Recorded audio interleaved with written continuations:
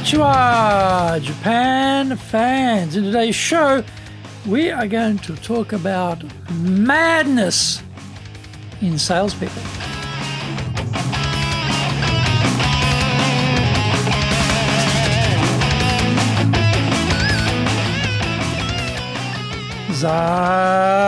Eigo desu.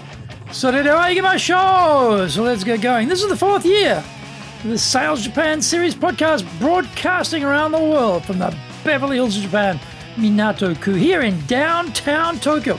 It is chic central. I'm your host, Dr. Greg Story, your corporate coaching and training guy, committed to your success, the president of Dale Carnegie Training Japan, the best-selling author, Japan Sales Mastery, and Japan Business Mastery. In this podcast, I want to help you to survive COVID-19. We are not being sponsored by Libsyn. Sadly, not being sponsored by Libsyn. No money changing hands. But we value your privacy, which is why we have our podcast hosted by Libsyn. Unlike many other hosting organizations, Libsyn have a strict policy that does not allow access to your private information by anyone. Here is our daily podcast lineup on iTunes. Mondays, the Cutting Edge Japan Business Show. Tuesday, the Presentation Japan series. Every second Tuesday, the Business that Touches in no Share Show. Wednesdays, the Sales Japan series. Thursdays, the Leadership Japan series. Every second Thursday, the Business Pro Podcast. Fridays, the Japan Business Mastery Show. And Saturdays, Japan's top business interviews. Now, this is episode number 215, number 215. Today, we're talking about fantasies, folly, mirages, and other illusions of salespeople. I like talking with people, so I want to be in sales. Is a terrifying conversation to have with one of your staff. They are not doing so well in their current role, so they imagine they'll just glide across to sales to have an easier time of it. They may try and do it internally as a switch of roles, or they may quit their current job and go and try and to get a sales job somewhere else. Given the shortage of salespeople in Japan at the moment, and from now on ad nauseum, there is a strong chance they will be picked up by a competitor or another company quite easily. They are partially correct, yes. It helps if you like people as a salesperson. Also, having good communication skill is a definite requirement. Talking to someone and persuading them to hand over their hard-earned cash is a different equation. What do we talk about? How do we talk about it? When should we be silent? When should we speak up? These are important questions about which they are ignorant. When I have people say things like, talking to people, that sets off an alarm in my head. One of the biggest issues with salespeople is that they talk too much. I am guilty of it too. I'm passionate about helping people to grow their business and their careers. So I bring a lot of belief and energy to the conversation. That is all good. But it is also dangerous.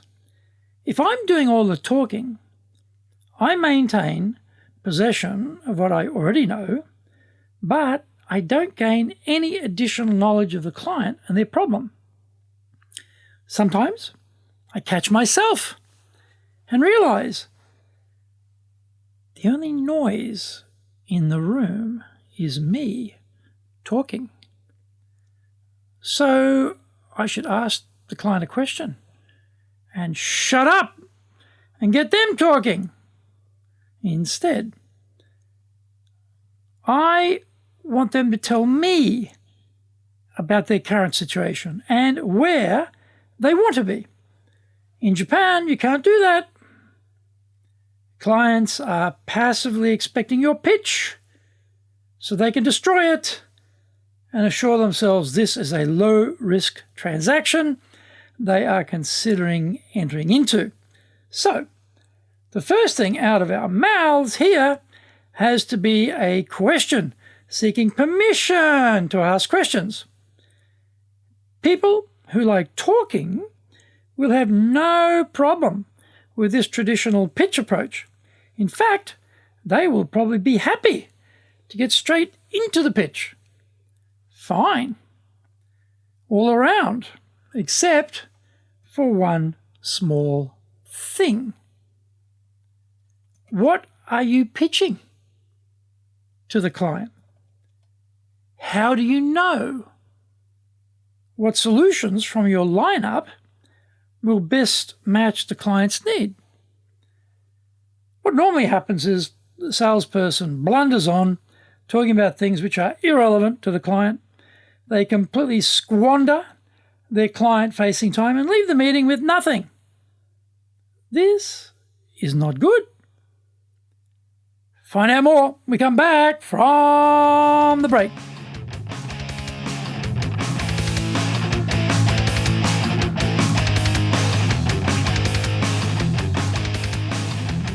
Our show today is brought to you by our public courses, but we are also doing custom in-house programs.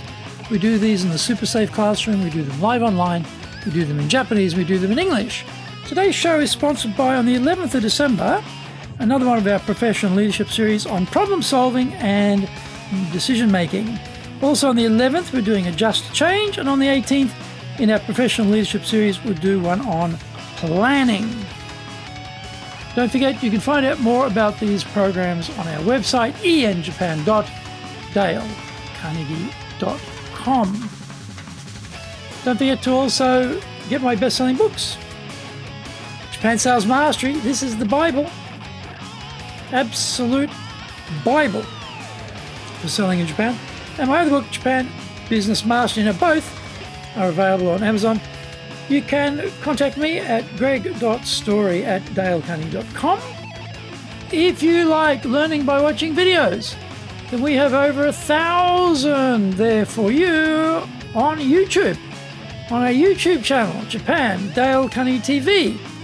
We release 3 TV shows every week on YouTube. The Cutting Edge Japan Business Show, that's the premier business show in Japan, comes out every Monday, Tokyo time. Fridays we have the Japan Business Mastery Show.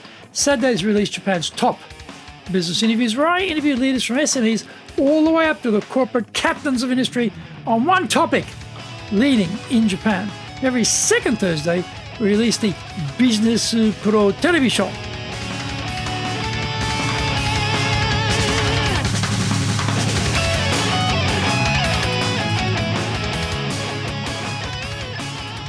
Welcome back.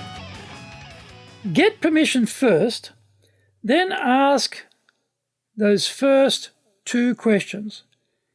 Where are you now, and where do you want to be? We are trying to gauge urgency on the buyer's part. If they think they can bridge this gap, then they will try and do it themselves and not involve any external parties. That means no business for us, and we are wasting our time to continue sitting there chatting with them, no matter how much we enjoy a good chat. If they can't do it by themselves, then we want to know why. There is no point going straight into solution mode at this point, talking. We should ask that exact question. If you know where you want to be, why aren't you there now? What a perler of a question. In this answer lies our raison d'etre. Maybe we can't do it for them. That is good to know, because we have to hightail it out of there and go and find someone we can help. No point hanging around for more chatting with a business dead end in front of you. Another issue is talking past the deal. When the buyer agrees, only talk about the follow-up and stop selling. People who like talking get themselves into trouble by saying too much and opening up a Pandora's box of deal breakers. If we are doing our job, we are hardly talking at all during the meeting, except to ask a few clarifying questions. Liking to talk with people is a mirage would-be salespeople see about what is involved in a professional sales life. This is their uninformed illusion about the job. Instead, I want to hear, I like asking people questions. In all my years in business, though, I have never heard that lucid comment emerge as a precursor to a life in sales. If you want a career in sales, now you know what to say to a prospective boss to get them interested in hiring you.